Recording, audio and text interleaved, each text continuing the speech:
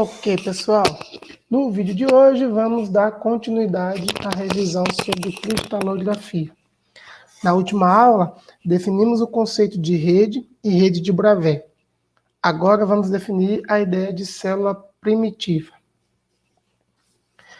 Nessa direção, o foco desta aula é tratar o procedimento de Wigner-Seitz, que nada mais é que um método eficiente e famoso de obter a célula primitiva de uma rede.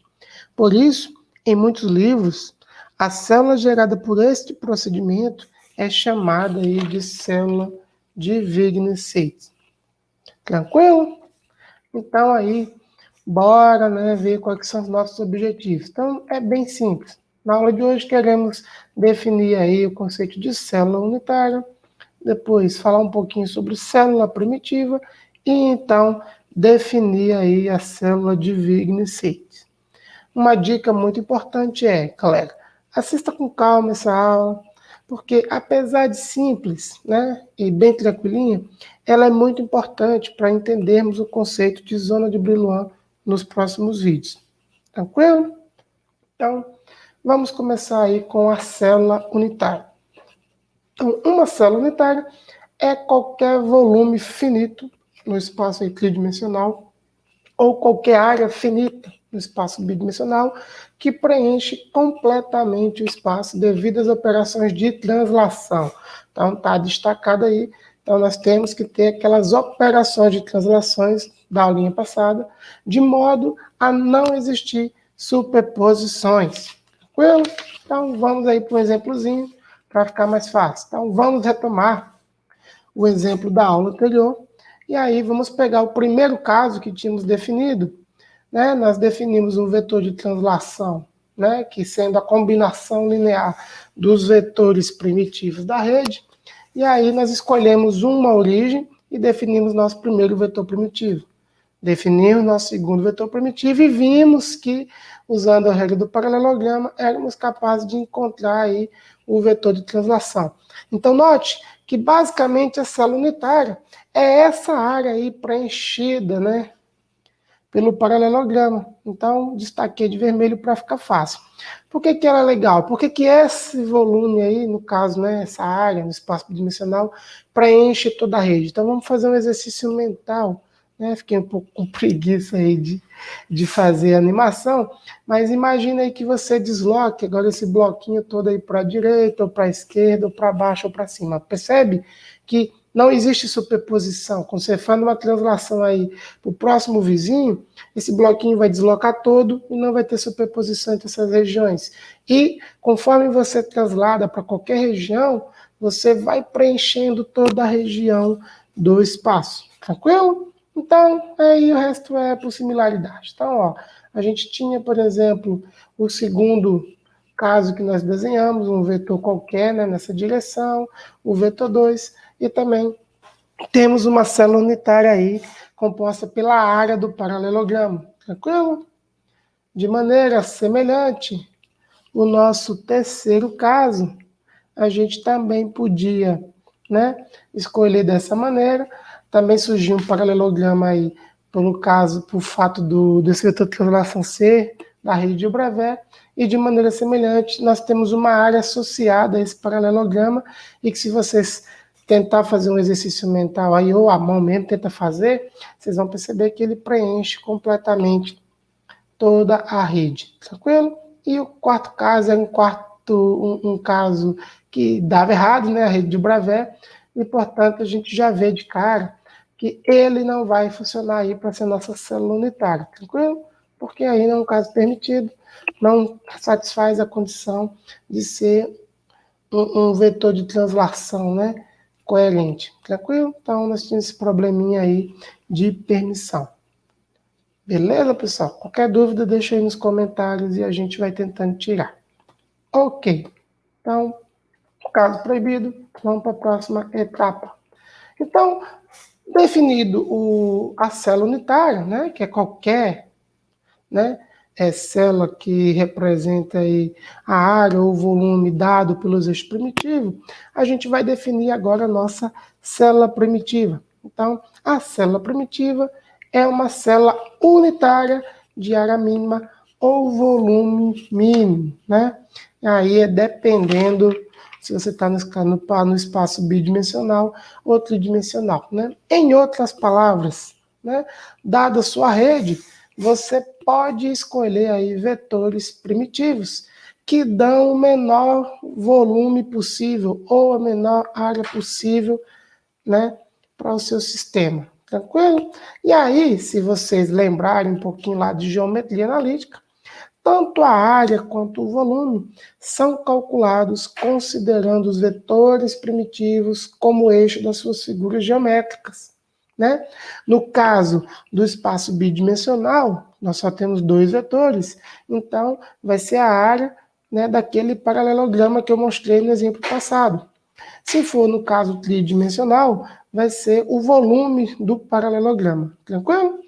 E aí, rapidamente, vocês peguem no livrinho de Geometria Analítica que a área ela é dada pelo módulo do produto vetorial dos dois vetores primitivos, né? Enquanto o volume é dado pelo produto triplo, né? Você toma o módulo desse produto triplo aí. Tranquilo? O que é importante? Vamos jogar aí a matemática fora por um tempinho e vamos refletir da importância dessa definição da célula primitiva. Primeiro, observe o seguinte, que há várias maneiras de escolher os eixos primitivos, né? Lá nos exemplos a gente escolheu algumas maneiras possíveis lá, 3 casos que davam certo. Então, quando a gente escolhe esses eixos de qualquer maneira, pode vir na sua cabeça aí a seguinte pergunta: e aí, professor?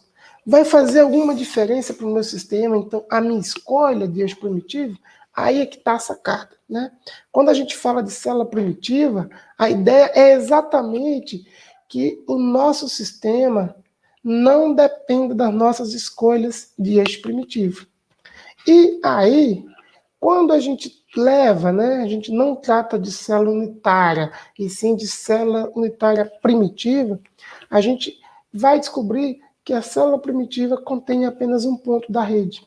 E uma consequência importante é que o número de átomos na célula primitiva é sempre o mesmo para um determinado cristal. Tranquilo? Isso é muito importante. E outra maneira de falar a mesma coisa é encarar que o produto aí de N por V igual a 1, né? Sendo N a densidade de pontos da rede e V o volume da célula primitiva. Então, note que a célula primitiva, quando a gente tenta pegar o menor volume possível, a menor área possível, e a gente diz que agora só tem um ponto da rede, né? No interior dessa região, ela tem uma consequência muito importante, que não importa a minha escolha dos eixos primitivos, né? A maneira que eu escolho eles, desde que dê a menor região possível. Então, isso dá uma flexibilidade para a gente utilizar o método que a gente quiser para poder calcular essa região. Essa que é a grande sacada. Na verdade, a ideia disso aí acontecer, agora pensando no nosso estudo aqui, né, para facilitar, é que a gente não precisa aqui ficar viajando, né, na maionese, procurando maneiras de calcular a célula primitiva.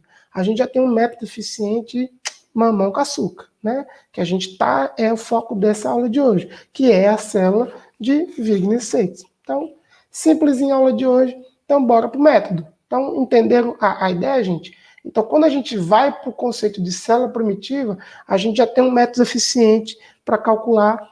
Então, não importa como você quiser calcular. Eu vou calcular pelo método de Wigner-Seitz, porque para a maioria dos casos aí que a gente vai estudar, ele já é completamente eficiente. Tranquilo. Então, entendemos que o método de Wigner-Seitz é um método para calcular célula primitiva. Tranquilo? Então, agora só resta a gente entender como é que ele funciona. Então, a célula de Wigner-Seitz é determinada primeiramente em torno de um ponto da rede. Então, a gente vai escolher um ponto da rede, dado uma rede lá, escolhe um ponto de interesse e a gente vai tentar montar a nossa célula em torno daquele ponto. Tranquilo, pessoal? E ela representa a região do espaço que está mais próxima deste ponto do que de qualquer outro ponto da rede. Tranquilo? Ótimo. Assim, uma consequência bem interessante do procedimento que o Wigner e Seitz fizeram é que a célula primitiva que se obtém com os processos que eles criaram é que ela tem a mesma simetria da rede de Bravais. Então, olha que negócio legal. Se você vai pegar uma rede quadrada e vai tentar aplicar essa metodologia numa rede quadrada, você vai descobrir no final das suas calculeiras que o espaço lá, né, a sua célula encontrada tem a mesma simetria que a rede quadrada. Então, ela vai ser quadrada. Né? Se você pegar lá uma outra geometria de rede, né, qualquer, você vai fazer as contas, você vai encontrar uma simetria igualzinha. Então, isso é um ponto legal e que talvez ajude, né, você a minimizar os erros, porque se você parte de uma rede quadrada e encontra um outro tipo de simetria, então quer dizer que você errou em algum lugar do seu procedimento. Mas bora lá ver, por exemplo, que vocês vão ver que é mamão com açúcar. Não tem problema, não. É simplesinho. Então, como é que é o procedimento aí de Wigner-Seitz? Então, vamos primeiro, né, como sempre, trazer a nossa rede aqui para a tela.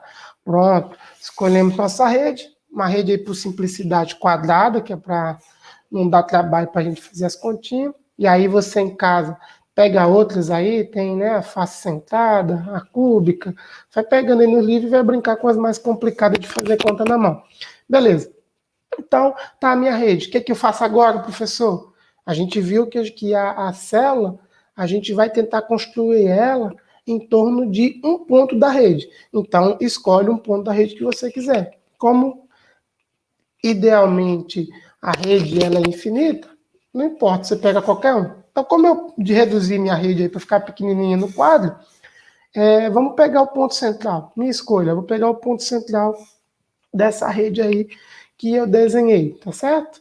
Para ficar fácil. Então, qual que é a primeira coisa? Então, basicamente, já internaliza que é só 2 passos. Então, é bem simples, pessoal, não tem segredo. Então, o primeiro passo é desenhe linhas para todos os primeiros vizinhos da rede. Então, escolha o ponto que você vai desenhar a sua célula em torno desse ponto. E aí você vai traçar linhas para todos os primeiros vizinhos. Em resumo você vai considerar o seu ponto de origem ali de interesse e você vai traçar umas linhas ligando, né, a sua origem aos vizinhos. Então note que nessa figura, quando eu escolhi aí, né, esse ponto central, conte comigo aí que você vai ter 8 pontos da rede que são vizinhos, né? Primeiros vizinhos, são os pontos que estão mais próximos desse ponto central. Então, a gente vai traçar, e note que eu coloquei umzinho ali de azul intencionalmente, que é para a gente poder referenciar essa etapa lá na figura. Então, vamos traçar lá no primeiro vizinho. Então, o primeiro tracinho, eu acho que eu peguei 2 vizinhos já dele. Então, deixa eu lá. Então, vamos lá. Tome, mais 2. Tome, mais 2. Tome, mais 2. Beleza, galera? Tranquilinho, né? Então, bem simples. Beleza, professor? E agora? Qual que é o próximo passo? Vamos lá, o próximo passo é mamão com açúcar também. Agora que você já catou todos os primeiros vizinhos, o segundo passo é bem tranquilo. A gente vai ver qual que é o ponto médio dessas linhas que ligam o ponto central nosso ao primeiro vizinho e vai traçar uma linha perpendicular no meio desse caminho aí. Então, faz a continha entre o centro e o próximo e o primeiro vizinho e passa uma linha perpendicular. Uma observação importante é que nós estamos trabalhando no caso 2D. No caso tridimensional, você não vai passar uma linha perpendicular, você vai passar um plano, certo? Então, essa aí é a diferença básica, até para questão de visualizar, mas no 2D é facinho, então a brincadeira é essa. Então, vamos lá, ó. A gente vai para cada um desses primeiros vizinhos, que nós temos um traço ligando, nós vamos passar agora uma linha perpendicular no ponto médio, tá certo? Resumindo, na metade do caminho. Então, bora lá, ó. Tome, tome, tome, tome, tome, tome, tome, tome. Tranquilo, galera? Massa! Então, note que ficou bonitinho, né, o seu desenho. E aí, o que é a célula de Wigner-Seitz? Mamão com açúcar. é o menor volume encapsulado por esse procedimento aí que fizemos. Então, nós fizemos esse procedimento aí bonitinho. Primeiro, pegamos as linhas lá em azul, né, ligando a minha origem, que é o ponto de interesse, e ligamos os primeiros vizinhos. Depois, cortamos esse ponto azul no ponto médio com linhas perpendiculares. O que é que sobrou? O menor volume encapsulado. Olha ele lá de vermelho. Que bonitinho. É quadrado e tem, então, a mesma simetria da rede. Tranquilo, pessoal? Então, perceba que foi um procedimento aí relativamente simples. Tranquilo? Então, deixo para vocês aí as referências para montar esses slides. E é isso aí, pessoal. O vídeo vai ficando por aqui. Até a próxima aula.